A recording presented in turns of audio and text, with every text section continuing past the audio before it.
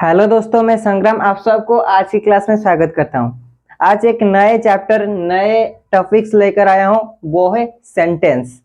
आज इसे आप समझेंगे तो थोड़ा थोड़ा इंग्लिश कहने में आसान होगा आप लोगों को। आज मैं इस क्लास में सेंटेंस किसे कहते हैं, उसका जो कैरेक्टरिस्टिक्स है, कैसे एक सेंटेंस बनता है वो भी मैं बताऊंगा, और सेंटेंस में क्या क्या होता है उसे भी थोड़ा बताऊंगा, और जो होता है वो कितने तरह के होते हैं वो सब आज की इस क्लास में बेसिक है। सेंटेंस का जो क्लास है बेसिक है, उसके बारे में आज बताने वाला हूँ।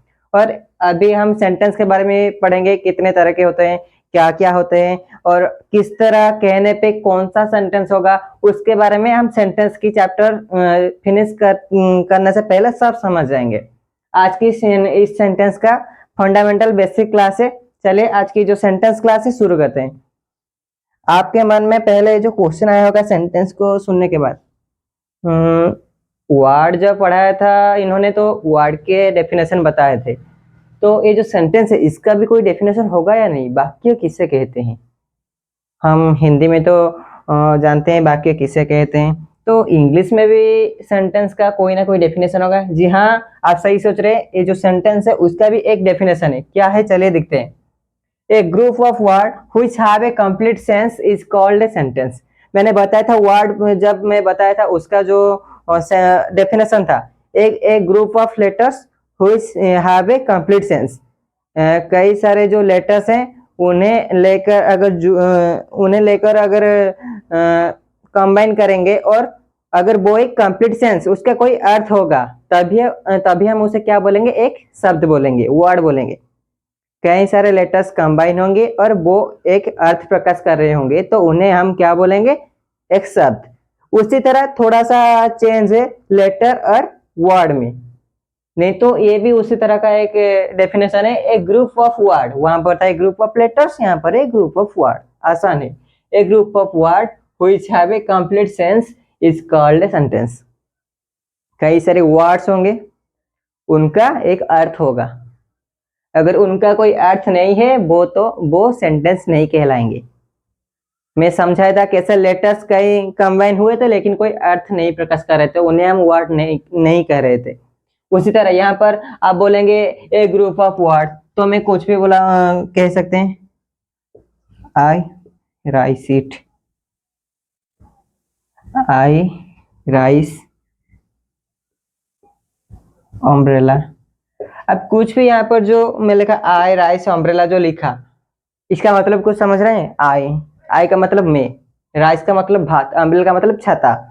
ये जो तीनों मैंने लिखा, ये तो एक ग्रुप ऑफ वर्ड, ये एक से ज्यादा ग्रुप है, वर्ड का एक से ज्यादा ग्रुप है, तो ये भी सेंटेंस कहलाएंगे? जी नहीं, ये गलत है। आपका जो सोच रहे हैं गलत है, ये नहीं कहलाएंगे सेंटेंस। मैंने क्या बोला? एक ग्रुप ऑफ वर्ड, ये सही, पहला रूल फॉलो किया।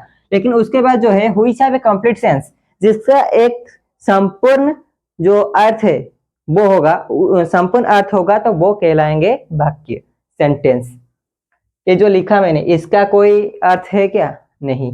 तो अगर मैं यहाँ पर लिखूंगा कि आई ईट राइस, मैं भात खाता हूं, जी, इसका एक अर्थ है, एक से ज्यादा वर्ड्स है, एक ग्रुप ऑफ वर्ड्स, एंड इसका एक अर्थ भी है, जो मैं भात खाता हूं। हम समझ पा रहे हैं इसका अर्थ क्या है, तो ये कहलाएगा सेंटेंस, लेकिन ये नहीं कहलाएगा।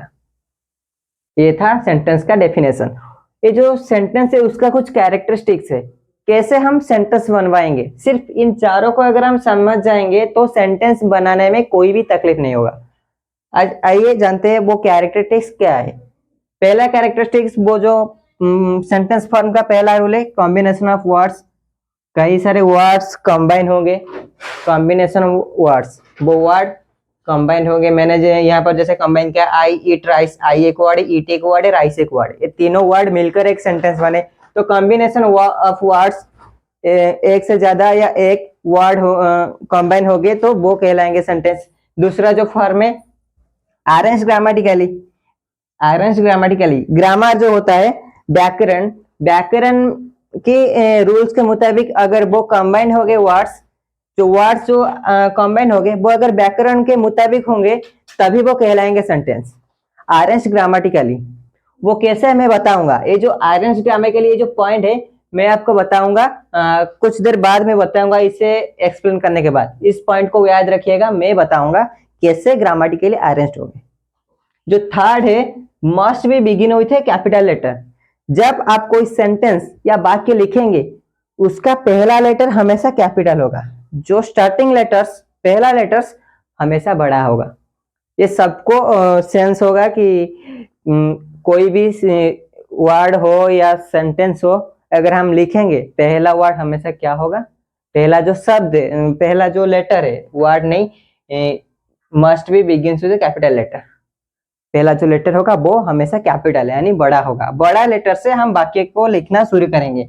और जो लास्ट वाला है, must B ended with A punctuation mark, हमेशा एक पंक्चुएशन मार्क से एंड होगा। वो जो सेंटेंस होगा हमेशा पंक्चुएशन मार्क से एंड होगा। जहां पर यहाँ मैंने लिखा अंत में एक फुल स्टॉप दे दिया, ये जो फुल स्टॉप है यहाँ पंक्चुएशन मार्क है।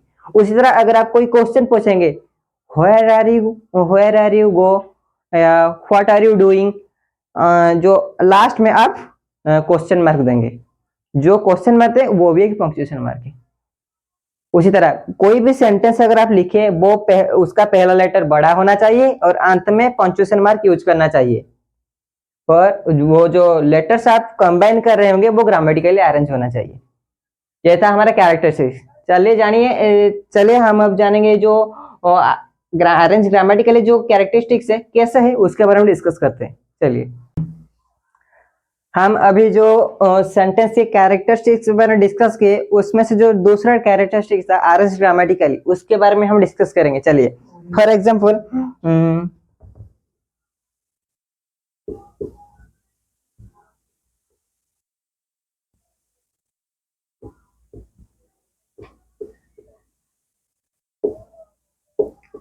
राम ईट राइस। ये जो मैंने लिखा, राम एक वर्ड है, ईट एक वर्ड है, राइस एक वर्ड है। ये जो तीनों लिखा वो तीनों वर्ड है arranged of combine of word. तीनों वर्ड को मैंने कंबाइन किया तो एक सेंटेंस बना। अब हम देखेंगे, और देखिए मैं कैपिटल लेटर से शुरू किया, पंक्चुएशन मार्क जो फुल स्टॉप है वो भी हुआ। जो दूसरा था अरेंज ग्रामेटिकली, वो कैसे हुआ? एक सेंटेंस को लिखने के लिए 3 कैरेक्टर्स मोस्ट इंपोर्टेंट्स क्या है, चलिए देखते हैं। Subject, verb, object. ये जो तीनों है सेंटेंस के लिए अत्यंत महत्वपूर्ण जिसे बोलते हैं, बहुत ही जरूरी है। ये जो तीनों मैंने लिखा, सब्जेक्ट यानी कर्ता, सब्जेक्ट यानी कर्ता, वर्ब यानी क्रिया और ऑब्जेक्ट यानी मस्ट। कर्ता क्रिया को छोड़ने के बाद सेंटेंस में और जो भी रहेगा वो होगा ऑब्जेक्ट। इन दोनों को छोड़ने के बाद सेंटेंस में और जो भी आपको मिलेगा वो ऑब्जेक्ट कहलाएगा।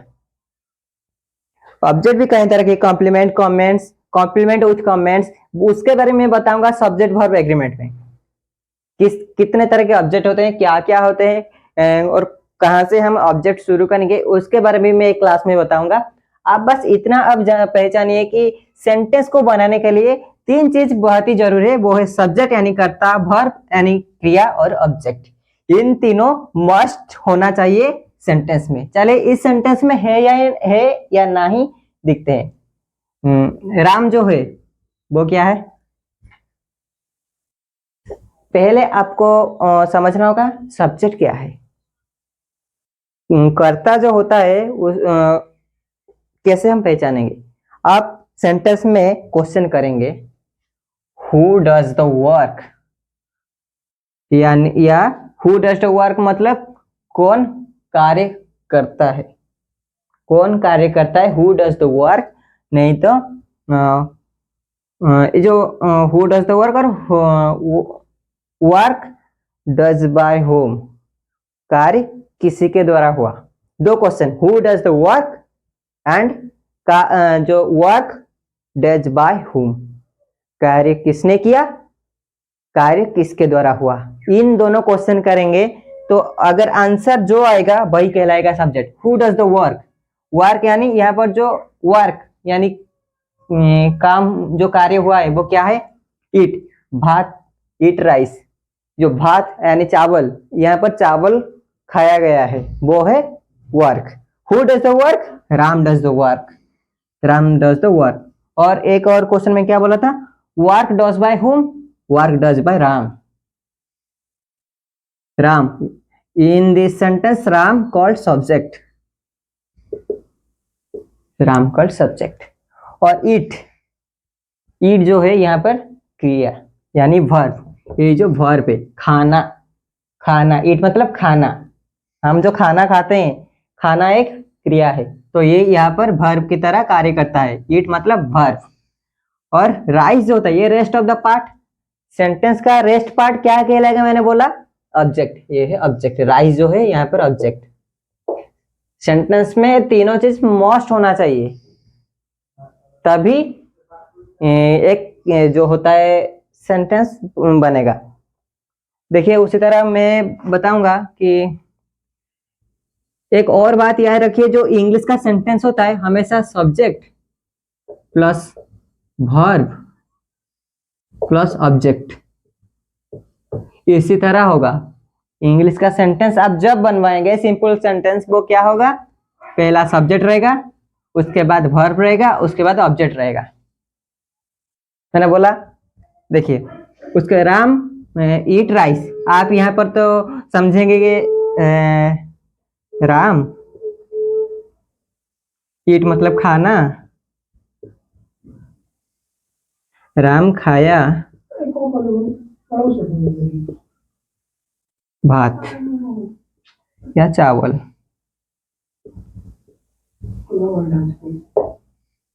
आप कहेंगे कि आपने ही बोला, पहले करता रहेगा, उसके बाद क्रिया, उसके बाद रेस्ट ऑफ द पार्ट।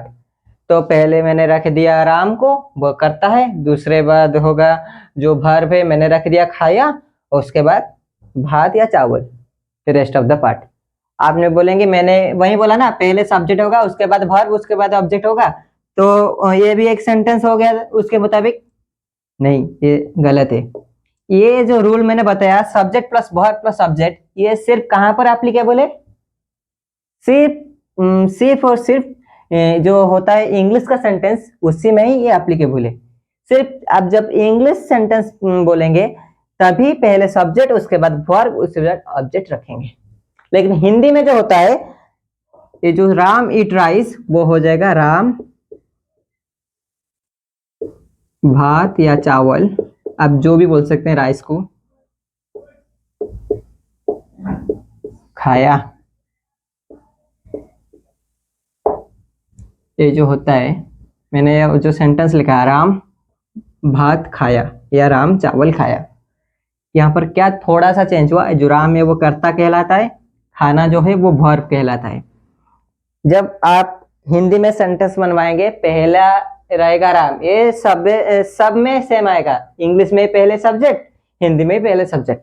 लेकिन जो इंग्लिश में सब्जेक्ट के पास वर्ब रहता है, इसमें सेंटेंस के अंत में वर्ब रहता है। जो क्रिया होता है हिंदी में सेंटेंस के अंत में पाया जाता है और पहले में कर्ता पाया जाता है। रेस्ट ऑफ द पार्ट जो उन दोनों के बीच रहता है, क्रिया और कर्ता और क्रिया के बीच में रहता है। नहीं तो क्रिया हमेशा सेंटेंस के लास्ट में और कर्ता हमेशा सेंटेंस के फर्स्ट, सिर्फ हिंदी में रहता है। और सिर्फ इंग्लिश में क्या होता है, पहले सब्जेक्ट, उसके बाद वर्ब, उसके बाद rest of the part. Hindi का फॉर्म क्या है, subject plus object, rest of the part sentence plus verb. देखिए थोड़ा सा same, subject plus verb plus object, ये जो है ये इंग्लिश के लिए, और जो subject plus verb plus object plus verb ये जो है, ये है सिर्फ हिंदी के लिए। इतना सा सिर्फ चेंज है। अगर आप आज जो मैंने क्या क्या आप लोगों को समझाया, सेंटेंस किससे कहते हैं, उसका 4 कैरेक्टरिस्टिक्स, उसके बारे में मैं डिस्कस किया, कैसे आप पहचानेंगे एक सेंटेंस या कैसे आप बनवाएंगे उसके बारे में समझाया, और कैसे ग्रामेटिकली सेंटेंस अरेंज होता है वो भी मैंने समझाया। इंग्लिश में हमेशा subject plus verb plus object रहेगा, हिंदी में हमेशा subject plus object plus verb. आपको इतना ही समझना होगा, आसानी से आप कोई भी सिंपल सेंटेंस आसानी से कह सकते हैं इंग्लिश में, कोई भी तकलीफ नहीं होगा ये सिंपल सेंटेंस बनवाने में। आज की क्लास बस यहीं पे खत्म करते हैं। मैं सेंटेंस के एक और क्लास लेकर आऊंगा, उसमें टाइप्स के बारे में हम डिस्कस करेंगे।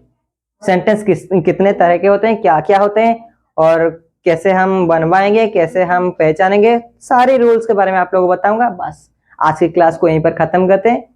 चलिए आपसे मिलते हैं एक और सेंटेंस वाले क्लास में। Thank you, good bye.